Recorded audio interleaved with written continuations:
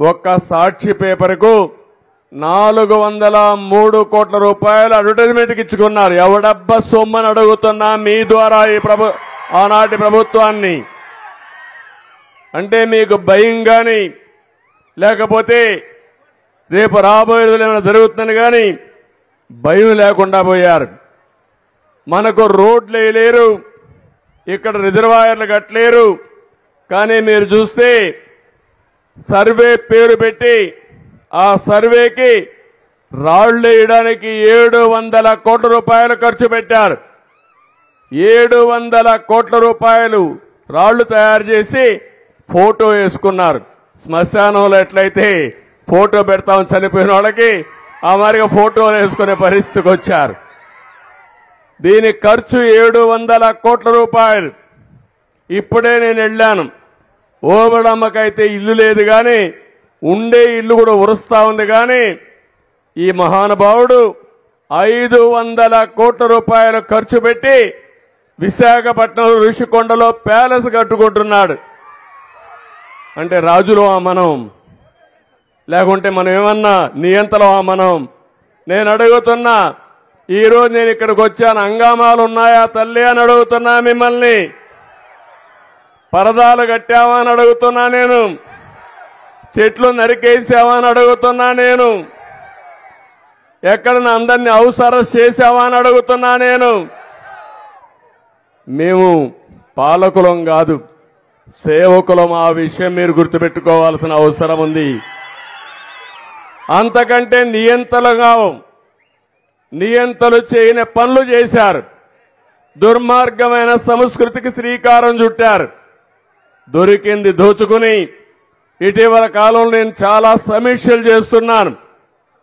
మీకు ఇప్పటికే 7 వైట్ పేపర్ల ద్వారా వాస్తవాలను తెలియజేయాలని నేను 7 వైట్ పేపర్లు రిలీజ్ చేశాను. మళ్ళీ ఇప్పుడు మీ యొక్క మెరుగైన సేవలు అందించడానికి, ఆదాయాన్ని పెంచడానికి మీకు కార్యక్రమాలతో ముందుకు పోయే పరిస్థితికి వచ్చాం. నేను ఒకే విషయం అడుగుతున్నాను. ఒకప్పుడు అనంతపురం జిల్లా, కరువు జిల్లా, నేను కూడా ఒకప్పుడు ముఖ్యమంత్రిగా ఉండి ఈ జిల్లాలో నీళ్లు లేకపోతే కరువు వస్తే పశువులకు క్యాంపులు పెట్టే సందర్భం ఉంది.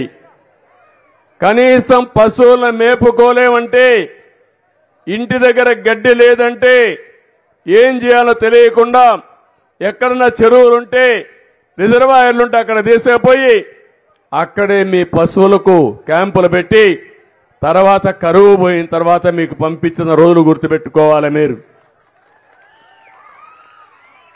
ఇంకొక విషయం మీరు చూస్తే ఎప్పుడు కూడా ఎన్టీ రామారావు గారు ఆలోచించేవారు, నీళ్లు ఇస్తే బంగారు పండించే రైతాంగం ఈ అనంతపురం జిల్లాలో ఉంది. ఒకప్పుడు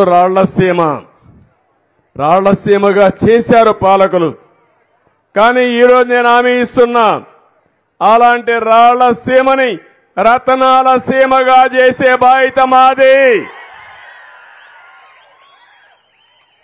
ఈరోజు ఇక్కడ చూశారు 2 ఉదాహరణలు. ఒకటి, భగవంతుడు మంచి వాతావరణం ఇచ్చాడు. ఇక్కడ బెంగళూరు క్లైమేట్ ఉంది.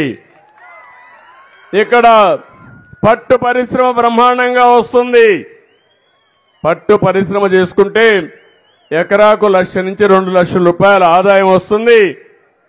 ఒక ఎకరాకు 4-5 మందికి ఉపాధి కల్పించే అవకాశం వస్తుంది.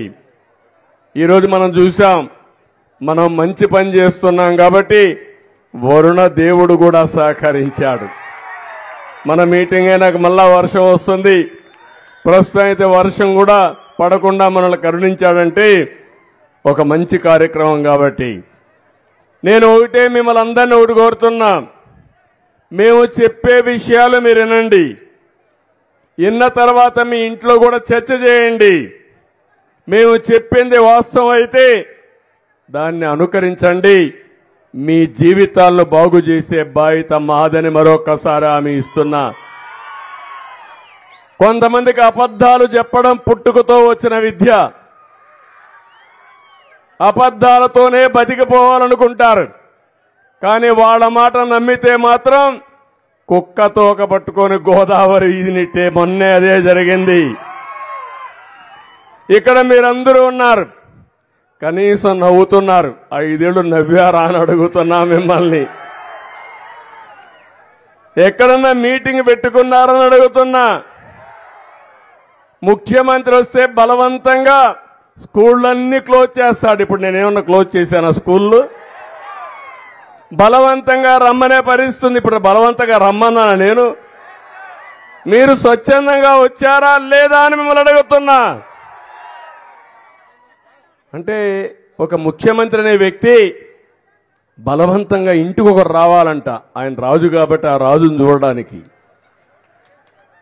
ఒక దుర్మార్గమైన పాలన. పింఛనిస్తే 10,000 కొన్ని లక్షల మంది రావాలంట ఆయనకి. బటన్ నొక్కుతాడు. వాళ్ళ ఇంట్లో నుంచే నొక్కొచ్చు బటన్ నొక్కాలంటే.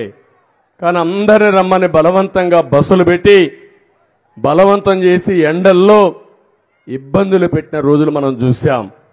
నేను మీ దగ్గరికి వస్తా, నా దగ్గరికి మీరు రావాల్సిన అవసరం లేదని మరొక్కసారి విజ్ఞప్తి చేస్తున్నా.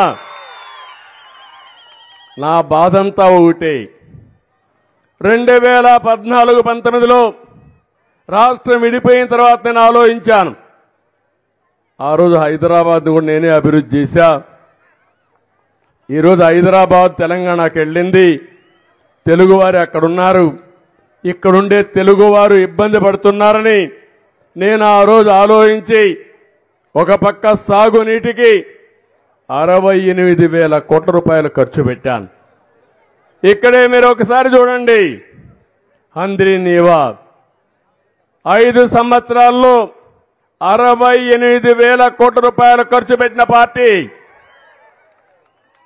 నేను అడుగుతున్నా, ఎంత ఖర్చు పెట్టారు? ఇప్పుడు కనీసం 400 కోట్లు కూడా 5 ఏళ్లలో ఖర్చు పెట్టలేని పరిస్థితి వచ్చారు. అదే మాదిరిగా ఈ మడకశిర కాలువ నేనే తీసుకొచ్చాను.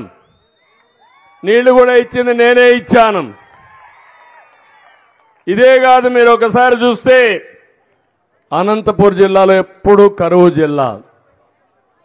నేను ఒకసారి పంటలు కూడా సరిగా రాని పరిస్థితి ఉంటే, రైతులకు పెట్టిన గిట్టుబాటు కూడా రాకపోతే కనీసం ఇన్పుట్ సబ్సిడీ ఇవ్వాలని ఇన్పుట్ సబ్సిడీ కూడా నేనే ప్రారంభించిన రోజులు నాకు జ్ఞాపకం ఉన్నాయి.